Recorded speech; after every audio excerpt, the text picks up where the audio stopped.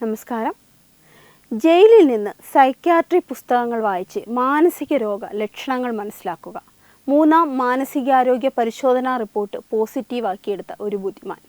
പക്ഷേ പ്രോസിക്യൂഷനെല്ലാം പൊളിച്ചടുക്കി. ഡോക്ടർ വന്ദനാദാസ് കൊലക്കേസിൽ പ്രതി സന്ദീപ് കുറ്റക്കാരനാണെന്ന് കോടതി വിധിച്ചു. കൊല്ലം 1-ാം ക്ലാസ് മജിസ്ട്രേറ്റ് കോടതിയാണ് പ്രതിയെ കുറ്റക്കാരനായി കണ്ടെത്തിയത്.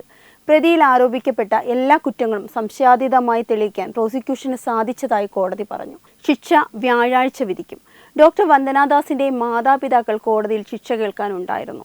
പ്രതിക്ക് നിയമം അനുശാസിക്കുന്ന പരമാവധി ശിക്ഷ നൽകണമെന്ന് ഡോക്ടർ വന്ദനാദാസിന്റെ പിതാവ് ആവശ്യപ്പെട്ടിരുന്നു. ശിക്ഷയിൽ നിന്ന് രക്ഷ നേടാൻ പ്രതി എല്ലാ ശ്രമങ്ങളും നടത്തിയതായി പ്രോസിക്യൂഷൻ വെളിപ്പെടുത്തി. സംഭവത്തിൽ പരിക്കേറ്റ സാക്ഷികളടക്കം ഉണ്ടായിരുന്നതിനാൽ കേസിൽ നിന്ന് രക്ഷപ്പെടാൻ മാനസിക രോഗിയാണെന്ന് തെളിയിക്കുക മാത്രമാണ് പോംവഴിയെന്ന് വിദ്യാസമ്പന്നനായ പ്രതിക്ക് ധാരണയുണ്ടായിരുന്നു. അതുകൊണ്ട് ജയിലിലെ ലൈബ്രറിയിൽ നിന്ന് സൈക്യാട്രി പുസ്തകങ്ങളെടുത്ത് മാനസികാരോഗ്യ ലക്ഷണങ്ങൾ വായിച്ച് മനസ്സിലാക്കി. പരിശോധനയ്ക്കെത്തിയ ഡോക്ടർമാരെ കബളിപ്പിക്കുകയും റിപ്പോർട്ട് പോസിറ്റീവാക്കുകയും ചെയ്തു. എന്നാൽ പ്രതിയുടെ ഇത്തരം ശ്രമങ്ങൾ തുറന്നുകാട്ടാൻ കഴിഞ്ഞതായി പ്രോസിക്യൂഷൻ വെളിപ്പെടുത്തി. കുറ്റകൃത്യം നടന്ന 3-ാം ദിവസം തന്നെ അന്വേഷണ ഉദ്യോഗസ്ഥൻ പ്രതിയെ മാനസികാരോഗ്യ വിദഗ്ധന് മുന്നിൽ എത്തിച്ച് പരിശോധന നടത്തിയിരുന്നു. ഡോക്ടർ അരുൺകുമാറിന്റെ പരിശോധനയിൽ പ്രതിക്ക് യാതൊരു മാനസിക രോഗവുമില്ലെന്ന് കണ്ടെത്തിയിരുന്നു. തുടർന്ന് മെയ് 19-ന് മെഡിക്കൽ ബോർഡ് രൂപീകരിച്ച് പ്രതിയുടെ വിശദമായ മാനസികാരോഗ്യ പരിശോധന നടത്തിയിരുന്നു. അതിലും പ്രശ്നങ്ങളൊന്നും കണ്ടെത്തിയിരുന്നില്ല. എന്നാൽ ജൂൺ 3-ന് നടത്തിയ 3-ാമത്തെ പരിശോധനയിൽ 3-മതൊരാളുടെ ശബ്ദം കേൾക്കുന്ന അവസ്ഥ തനിക്കുണ്ടെന്ന മൊഴി പ്രതി നൽകുകയും മാനസികാരോഗ്യ പരിശോധനാ റിപ്പോർട്ട് പോസിറ്റീവാകുകയും ചെയ്തു.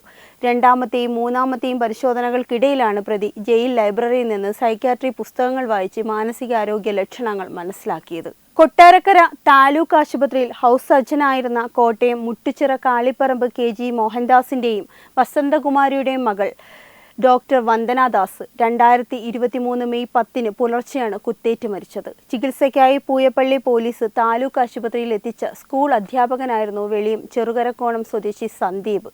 അക്രമാസക്തനായി ആശുപത്രിയിലെ സർജിക്കൽ കത്തി ഉപയോഗിച്ച് കുത്തിക്കൊലപ്പെടുത്തിയെന്നാണ് കേസ്. സന്ദീപിന്റെ ആക്രമണത്തിൽ 3 പോലീസുകാർ ഉൾപ്പെടെ 5 പേർക്ക് പരിക്കേറ്റിരുന്നു. കഴിഞ്ഞയാഴ്ച പ്രോസിക്യൂഷന്റെയും പ്രതിഭാഗത്തിന്റെയും അന്തിമവാദം പൂർത്തിയായിരുന്നു. അക്രമം നടക്കുമ്പോൾ ഡോക്ടർ വന്ദനാദാസിനോടൊപ്പം കാഷ്വാലിറ്റി ഡ്യൂട്ടിയിലുണ്ടായിരുന്ന ഡോക്ടർ മുഹമ്മദ് ഷിബിനായിരുന്നു 1-ാം സാക്ഷി. കേസിൽ 70-ലേറെ സാക്ഷികളെ വിസ്തരിച്ചു. 207 രേഖകൾ ഹാജരാക്കി. അധ്യാപകനായിരുന്ന സന്ദീപിനെ കേസിന്റെ പശ്ചാത്തലത്തിൽ വിദ്യാഭ്യാസ വകുപ്പ് പുറത്താക്കി. ഏറെ കോളിളക്കം സൃഷ്ടിച്ച കേസിനെ തുടർന്ന് ആരോഗ്യ പ്രവർത്തകരുടെ സംരക്ഷണം ഉറപ്പുവരുത്താനുള്ള നിയമ ഭേദഗതി ഉണ്ടായി. കൂടാതെ കർശന ശിക്ഷകൾ ഉൾപ്പെടുത്തിയാണ് നിയമം ഭേദഗതി ചെയ്തത്. തുടക്കത്തിൽ ലോക്കൽ പോലീസ് അന്വേഷിച്ച കേസ് പിന്നീട് കൊല്ലം റൂറൽ ക്രൈംബ്രാഞ്ച് DYSP MM ജോസിന്റെ നേതൃത്വത്തിലാണ് അന്വേഷണം പൂർത്തിയാക്കിയത്. 90 ദിവസത്തിനുള്ളിലാണ് കുറ്റപത്രം സമർപ്പിച്ചത്.